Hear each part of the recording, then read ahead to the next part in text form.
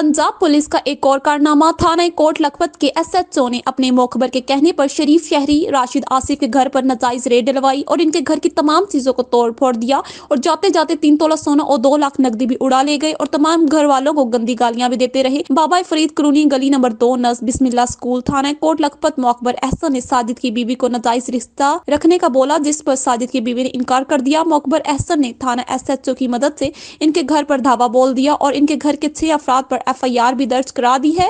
आज के दौर में तो गरीब की इज्जत अपने घर में भी महफूज नहीं। हम आईजी पंजाब से अपील करते हैं कि फौरन इन अहलकारों और एसएचओ और मोखबर के खिलाफ सख्त से सख्त कार्रवाई करके इनको फौरन मुअत्तल किया जाए और नाजायज एफआईआर को खत्म करके हमें इंसाफ और हमारा 3 तोला सोना और 2 लाख नकदी वापस ला कर दिए जाए। हमारे यहाँ ये पुलिस वाले वो ऐसे करते हैं, ऐसे तलाशी लेते हैं घर की। ये एसी, ये एलसीडी, सब कुछ, कोई चीज़ नहीं उन्होंने छोड़ी है। अब ये हमारा बहुत ज़्यादा हमारे घर की ये भी ऊपर वाला पोर्शन भी, ये दोनों पोर्शन हमारे कंप्लीट ऐसे ही तोड़े हुए हैं।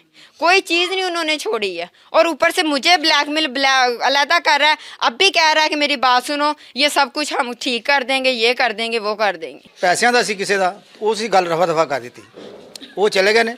उन्होंने की कॉल की 15 नंबर से की नहीं की। उस तो बाद पुलिस वाले आए ने, पहले आए ने, फिर वो चले गए ने, फिर पुलिस वाले आए ने। उन्होंने तो बाद बच्चा किसी ने बाहर निकल नहीं दिता। जो बाहर निकलिया उन्होंने आके चल दफा अपने घर। उत्तों फिर 3 बजे तक अठाई होंगी रही है। असी बाहर नहीं निकले भाई के की डर लगता। उत्ते शीशे थले शीशे हर चीज़ उन्होंने तोड़ के रख दी थी। ऐ सामने मेरा घर है, तो निकले ही नहीं बाहर। हुई थी ना, शुरुआत हुई थी, बाजी सामने नहीं, बाजी सोई हुई थी। तब एकदम में शोर की आवाज़ आई ना, हम बाहर निकले हैं।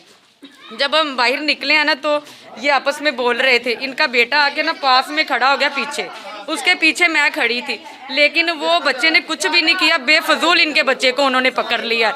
कुछ नहीं असला उसने लेके आया, कुछ भी नहीं लेके आया। गलत इनके बच्चे को पकड़ा है। लेकिन वो मेरी दरानी पास थी, उसने आवाज़ दी वकार इधर आ जाओ, वो पीछे हट गया। वो बीच में कोई गुस्सा नहीं, कोई लड़ाई नहीं उसकी। बेफजूल इनका बच्चा बीच में लिया उन्होंने।